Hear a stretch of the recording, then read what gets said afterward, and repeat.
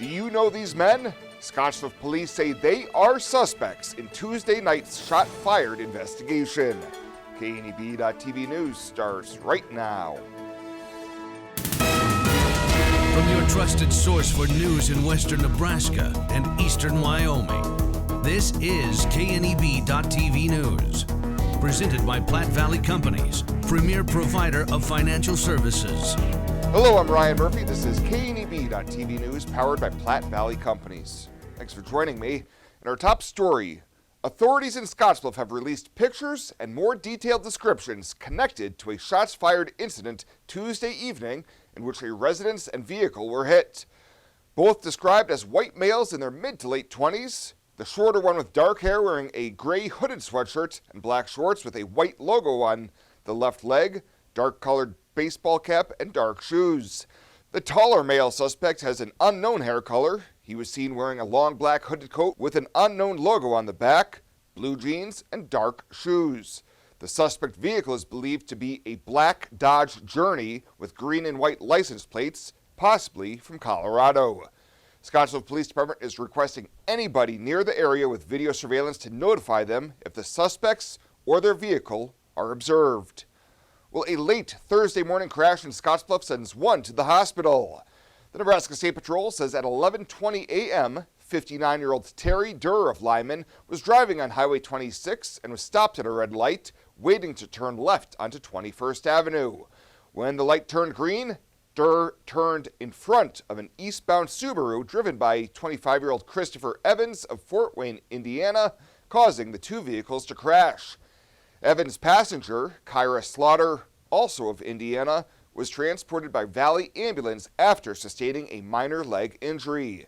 Two passengers in the back seat of the car were uninjured. Durr was cited for failure to yield, and crews were on scene for approximately 45 minutes. We'll have more news right after this. The journey of a dream becoming reality.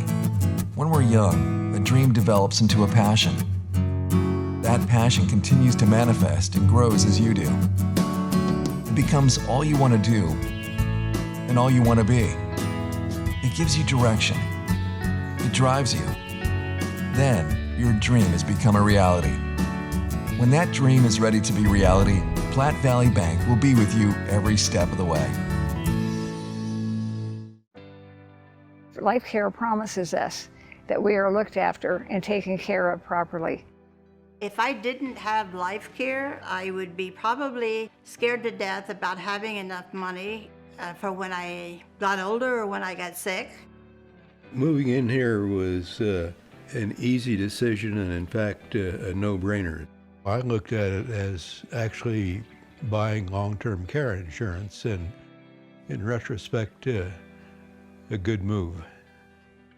One of the things that convinces me that we did the right thing is no matter what happens, we will constantly be taken care of.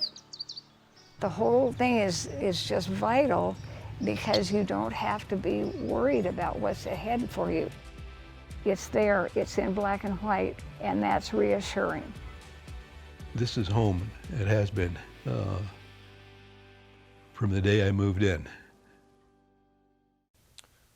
Welcome back.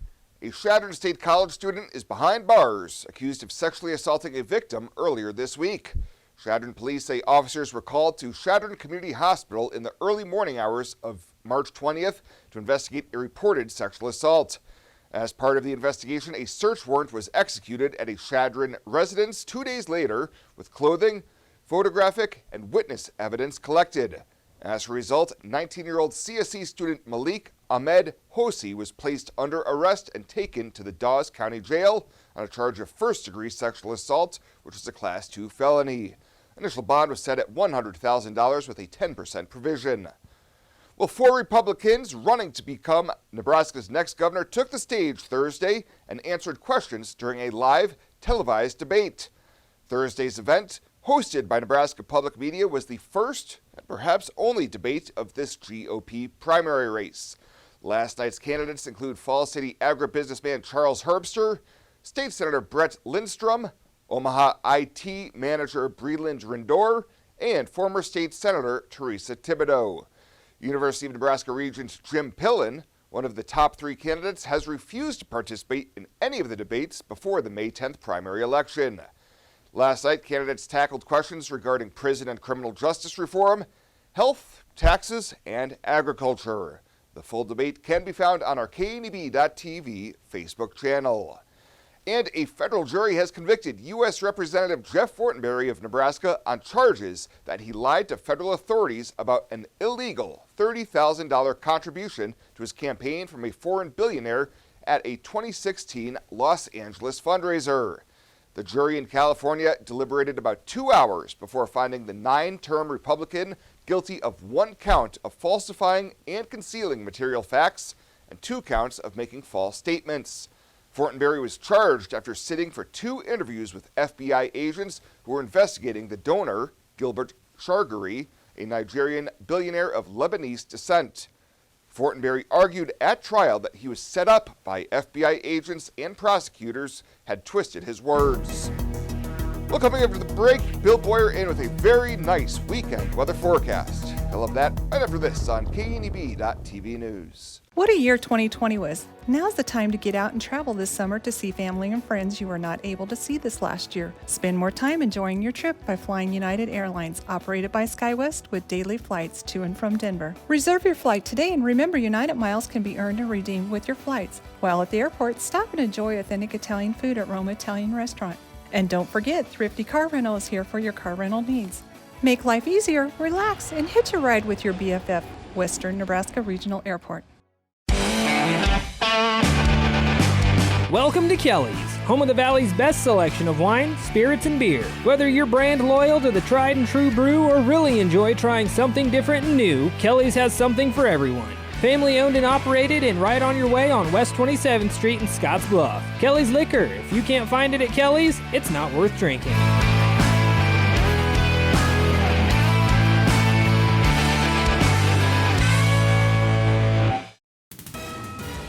This is KNEB.TV weather from the KNEB Storm Center, your trusted source for weather.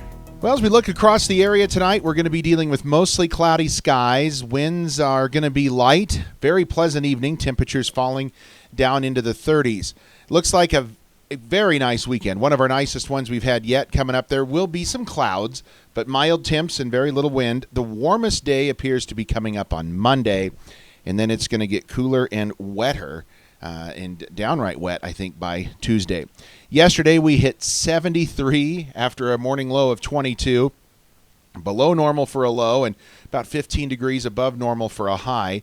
We were cooler than that today here across the region. Nothing in the rain gauge, about where we should be for the month, still about a quarter of an inch above normal for the year. Those colder temps that we had in eastern Nebraska, those have slid off to the east and been replaced with moderate temps, about normal here across the region today.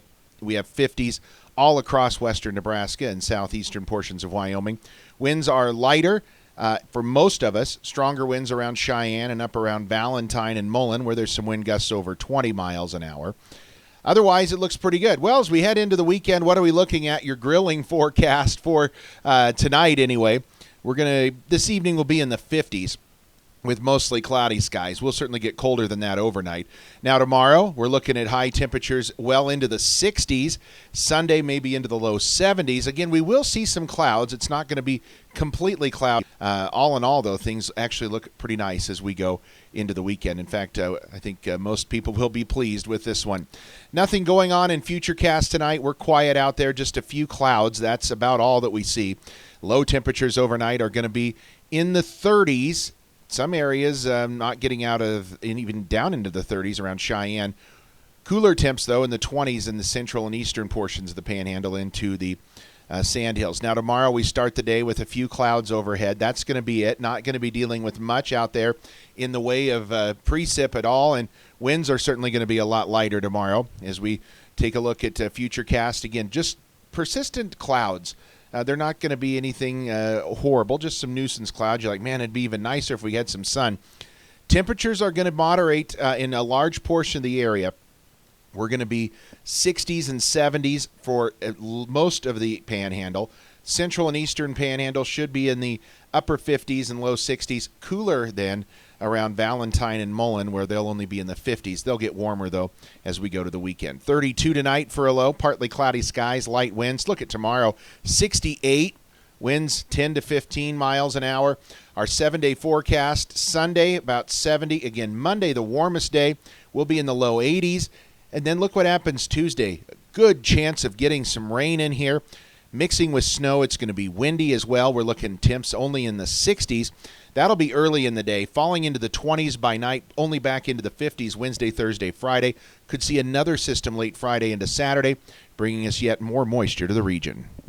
Logos in Gearing is the place to get all of your school spirit gear, personalized gifts, and promotional items for your business and employees and banners for any special event. Logos is also the only place to stop for custom screen printing or embroidery. You can even design it yourself on their interactive website. Stop into Logos today. They'll design it, print it, and have it to you in no time. There's no job too big or small for Logos. That's Logos in Gearing.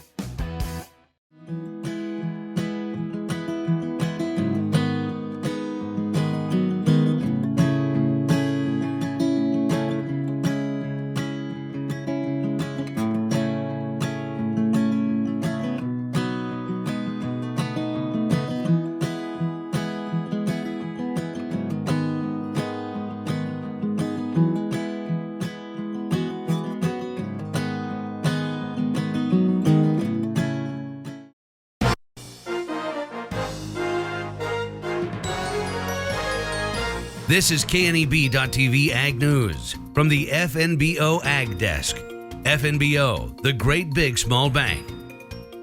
Welcome to this week's Nebraska Soybean Board Weekly Market Roundup. I'm Susan Littlefield. A lot of things that we're going to take a look at today. The cool thing is we're going to start everything in the South. As you can see, John's on the screen with us, so we're going to get a real insight as to what is happening with these crops. I've seen some pictures on Twitter. We know the planters are either running or getting there to run, but is there going to be some acre disputes between wheat and soybeans? It may be small, but this little bean fuels a lot of power. It powers a food industry as a top source of protein. It's a fuel that powers diesel engines with fewer emissions. It powers a state economy and bottom lines. And it powers the rest of the world as a top Nebraska export. Yeah, it may be small, but we're finding more ways for this little bean to power Nebraska. We have got, of course, PJ Conrad and John Fanner joining us now, both of them with trade-offs. As we look at the markets, John, we got to start with you because the South makes things a little interesting when we wonder, is there going to be a trade war between corn and beans? Acre war, I should say. Well, down here, there was a lot of wheat planted this year, and those acres will eventually go to beans, this summer as they harvest the wheat. So not going to be much of an acre battle there. One thing you might see, there's still maybe some push and pull left between cotton and corn. Cotton prices were up really good today. They had kind of neutralized around $1 a pound. And today we're up around $1.05 a pound. So historically, that's an extremely good price. However, chemical availability is becoming an issue down here for cotton. For those of you who don't know, cotton, it's not exactly an easy crop to raise. Sometimes it requires 8 to 10 passes over the field throughout the season. But that being said, acres are probably set other than maybe some fringe acres or, again, if chemical availability becomes a problem, but probably not enough to move the needle nationwide down here. Is there those concerns with weather and the price that we've seen in some of these contracts of soybeans and wheat that there might be a little bit of headbutting between the two for acre numbers? Everything is generally pretty high priced. That's kind of the reason why there may not be a lot of, the only thing that, cotton gives an advantage on the insured price. Right now, your guarantee per acre is higher dollars per acre than corn. However, sometimes it just does come down to rotation as well. I know a lot of guys, when I asked if cotton prices were going higher this year, would they switch and go a lot heavier cotton and maybe get rid of corn and go more, 15 years ago, that's how it was down here. There wasn't hardly any corn. But most of them said they found out that it's a great rotation. Cotton grows really well after a grain. And so they're probably going to kind of stick to that rotation unless something gets really out of whack. And right now, when you look at the numbers, nothing's far enough out of whack to really move that needle. Where are you at when it comes to planting right now? Because I know I've seen a few pictures. So here in North Alabama, we haven't started yet. It's still been cool. We do get the cold fronts that come down here far enough. Now you get down into Louisiana, Mississippi, Texas, places like that, planters are rolling. In fact, down South Texas in the valley, they've been rolling for a while. They've been rolling for about 2 to 3 weeks. But overall, we're barely just getting started as the Southeast as a whole. But over the next 2 to 3 weeks, I'll probably see, especially if it dries out and weather warms up here in North Alabama, we will definitely start seeing the planters roll. All right, PJ, he just used a word that we don't get to say, and that's dry out. It's extremely dry up in our neck of the woods. Having said that, what pressure is that going to put on planting here? Here in southeast Nebraska, we got either side of an inch of rain last night, and I keep getting text notifications from our school's bus that they are not going to travel on any gravel roads because they cannot get up and down them. So that's the 1 inch of rain really changed things. And yes, we're dry. Have faith that we're going to get rain. Where we go from here in acres aside, I do think one thing that John said about fertilizer and chemical on cotton, does that affect, say, the Dakotas when it comes to can they get product when they need it? I know internally we have a client that bought some ground up in South Dakota, maybe is having some issues locking things in and guaranteeing delivery. And that should be on everyone's mind, but that's nothing, it's out of your control. So you can't let that dictate you either. So. Well, we only got 20 hundredths here, so you must have been in the garden spot. Having said that, though, is there going to be a corn versus bean acre to the north war going on? There very well could be. I think my general opinion on this, and talking with other, let's say agronomists in the area, is there was a lot of fall anhydrous put down. So maybe a lot of those corn acres in central Nebraska in general are decided. The Dakotas, to me, and that's always every year, it's the fringe acres. So you take your Dakotas, et cetera. Are they going to plant more corn or beans? I believe, and don't quote me on this, but they plant a lot of soybeans last year, South Dakota, North Dakota. You're not going to go beans on beans. So what are you going to do if you're having a hard time getting fertilizer? Do you go more of a milo, more of a feed grain type situation, especially where there's short forage type things up there? Could that affect our acre situation longer term? I would assume that to be a very viable thing, but what's USDA going to show in 2 weeks? That's the $100 million question, and I'm not going to step in front of that bus either. John, as we look to the south, what's old crop look like for you guys? Are the bins pretty empty?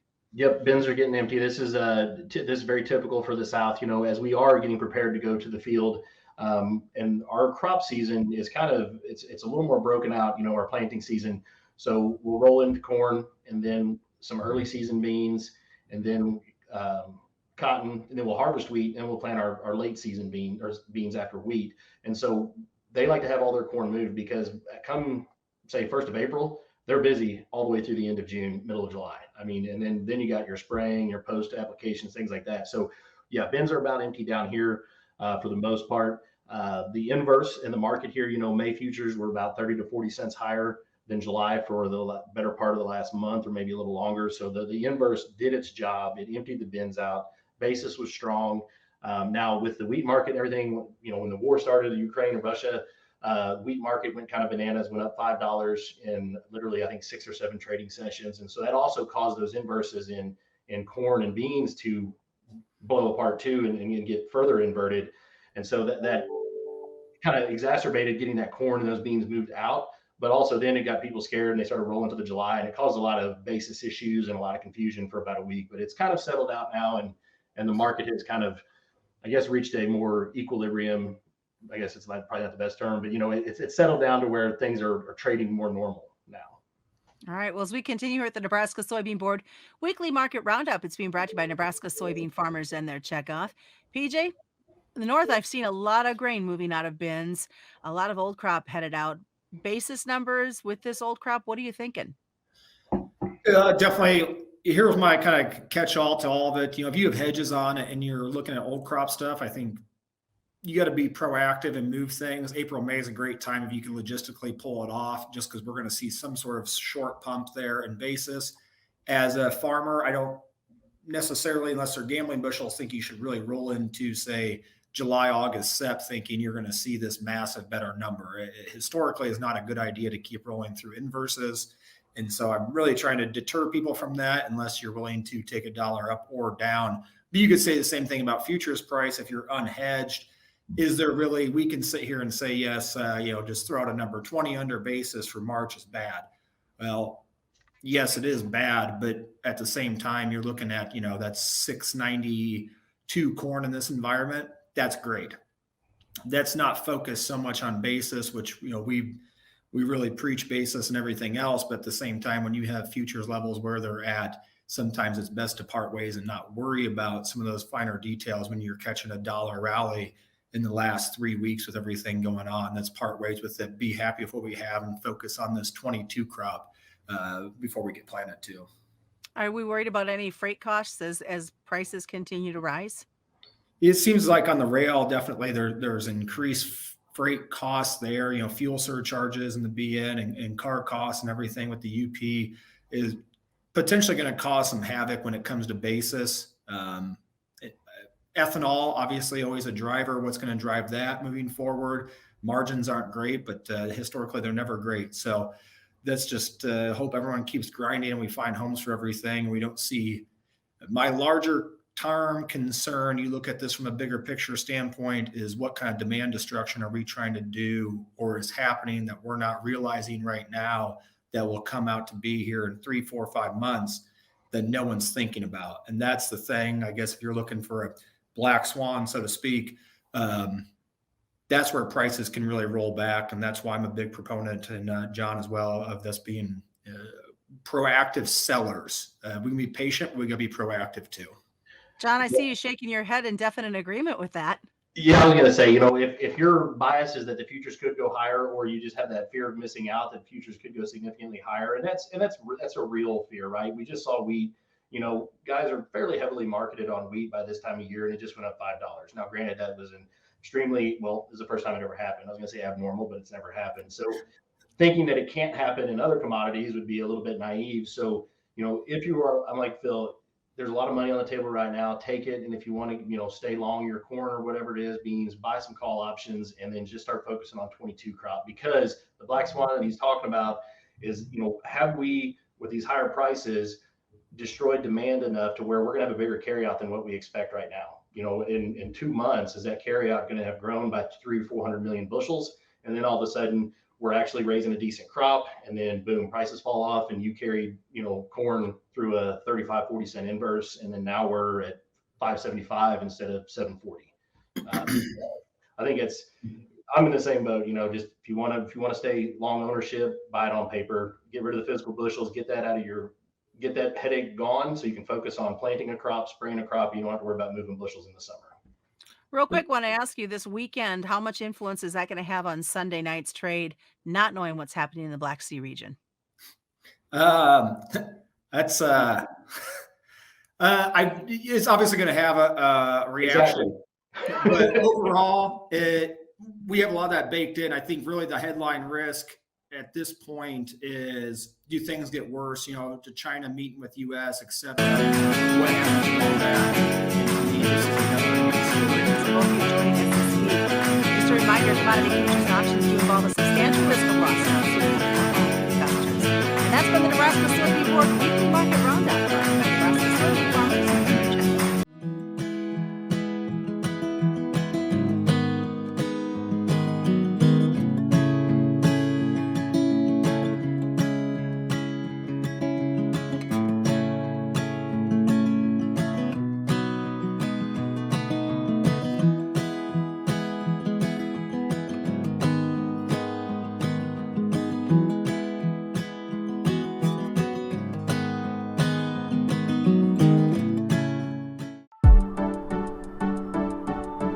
I really like how our OB department takes our limited amount of doctors and turns it into a strength. Even though we only have a couple of people, you get to know them well over your entire pregnancy. We have 2 state-of-the-art labor rooms that are new with our last addition. We have a couple of very nice postpartum rooms also right here in the hospital, so they can get as much time with mom and baby as possible.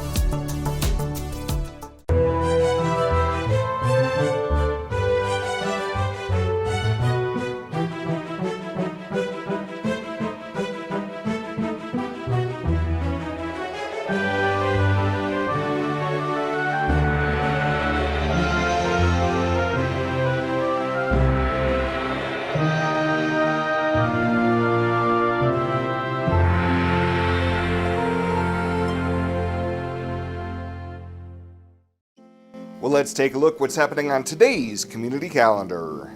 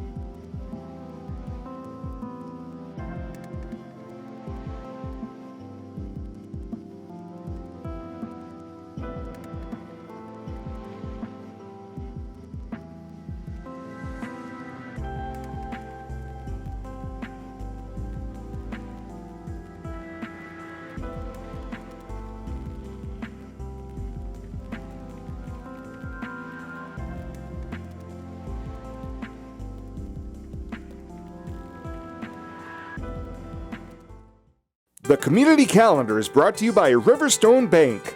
First State Bank is now Riverstone Bank. Community strong with the same people you know and trust. Find out what convenient really means at the Western Travel Terminal. Start with our great selection of food and drinks, from for real milkshakes and fresh brewed coffee to snacks and hot food. Next, check out our beer and spirits with their everyday low prices. Finally, let us work for you with our full-service gas station and automatic truck and car wash. All this can be found at 822 South Beltline in Scottsbluff. Western Travel Terminal, your convenient shopping, restaurant, and full-service gas leader. Swipe right, swipe left, endlessly searching. Finding the perfect match isn't always perfect, but it can be when it comes to finances. Nora found the perfect business loan. Jenny opened her first savings account. Grammy loves her checking account. We found a match for Wilson Farms. The Sandersons were matched with a mortgage. Regardless of your financial situation, Platte Valley Bank will match you with the perfect solution. Find your match at Platte Valley Bank. And finally tonight, yesterday, Western Nebraska Community College hosted a job and internship fair at Cougar Palace. Employers from across the region were on hand to talk to students and other community members about possible opportunities. Crystal Smith with ESU 13 explains why these events are important. Gets us out there and lets, especially for the internship and the young kids, let them know what kind of career opportunities there are for them in other fields maybe that they're not typically exposed to. Yes, and then just letting the people looking for jobs out there know what positions we have open. She says the setup made it a one-stop shop for attendees. Definitely, as I'm looking around, seeing all the different industries. So definitely lots of career options and opportunities for young kids and for people looking for jobs. And with Nebraska having the lowest unemployment rate in the country, employers are feeling the pinch to fill those vacancies. Smith says at ESU 13, they're actively trying to fill positions like many other companies that were on hand. Right now we are looking for an assistant teacher at one of our Head Start daycare programs that we have. Looking for somebody that wants to work with little kids in the classrooms. Approximately 36 businesses and organizations were on hand for yesterday's job and internship fair. Well, that does it for us this time. Thank you so much for tuning in. Have a great weekend. We'll see you back here on Monday.